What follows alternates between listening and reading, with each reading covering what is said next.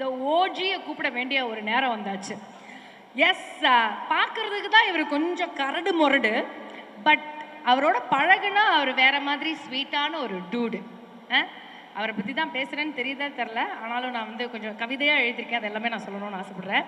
தமிழ் சினிமாவோட powerful actor, இன்னைக்கும் புது முயற்சி, அடுத்த ஜென்ரேஷனுக்கு சப்போர்ட் பண்ணுறது, திறமைசாலிகளை வந்து என்றைக்குமே ஒரு பெரிய சப்போர்ட்டாக நின்றுட்ட அந்த மாதிரியான விஷயத்துல சின்ன ராசை கையில பிடிக்க முடியாது.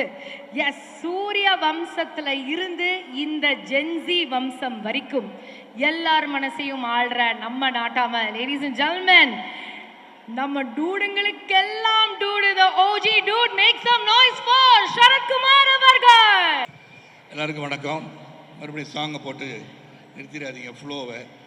வாங்க வாங்க, அதெல்லாம் நான் பண்ண மாட்டேன். மைக் வால்யூம் கொஞ்சம் குறைச்சிக்கோங்க, ரொம்ப பேஸாக இருக்குது. என் காதில் வந்து அது ஜிம்மு இருக்குது. அனைவருக்கும் good morning and thanks to the audience.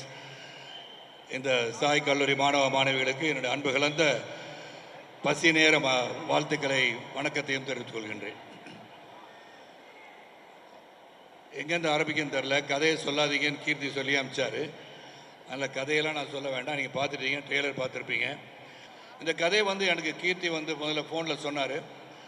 சொன்ன உடனே நீங்கள் வந்து பிரதீப்புக்கு அங்கிளாக நடிக்கிறீங்கன்னு சொன்னார். நான் சொன்னேன் அங்கிளாக நடிக்கிறேன், அப்புறம் ஒரு பொண்ணுக்கு அப்பாவும் நடிக்கிறேன், இதெல்லாம் நான் பண்ணுறதில்ல கீர்த்தி, ப்ளீஸ் வி டோன்ட் வந்து இந்த கதையெல்லாம் சொல்லாதீங்கன்னு சொன்னேன். That's what I told him. Because I had a sabbats of 5 years, I went off to politics and then again trying to come back like Chiranjeevi Garu. 7 years he went out, then he came back. So I'm trying to make a comeback, which definitely I will. அது வேறு. But கீர்த்தி வந்து நேரடியாக வந்து சொல்கிறேன் sir, there's a pivotal role that you have to do. It will have a lot of importance சொன்னார். தென் வந்து narration கொடுத்தாரு.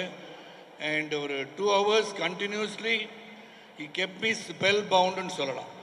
It's a new wave subject and அது ரொம்ப டெடிக்கேஷன். பிகாஸ் சூரரை போட்டு அவர் வந்து சுதா கூட இருந்திருக்காரு. Then Sudha of course gave me the chance of a cameo role in Hindi, which I did along with Akshay Kumar.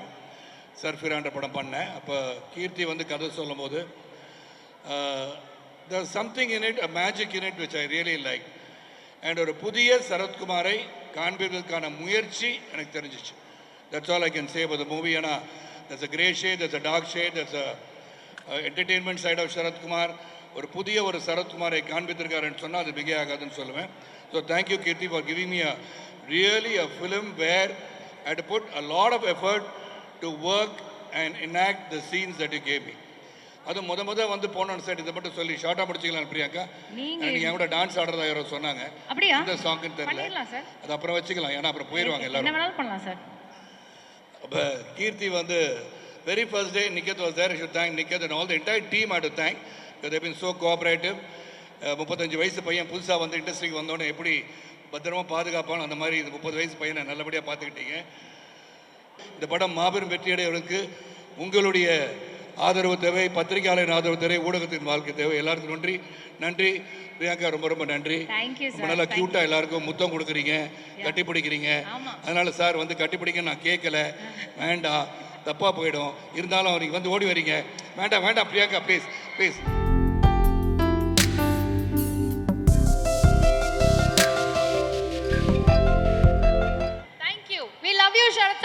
ட்ரெண்ட friend ஆக்கிக்கோங்க. தந்தி டிவியின் சப்ஸ்கிரைபர்ஸ் அண்ட் ஃபாலோவர்ஸ் குடும்பத்துல நீங்களும் இணையுங்க.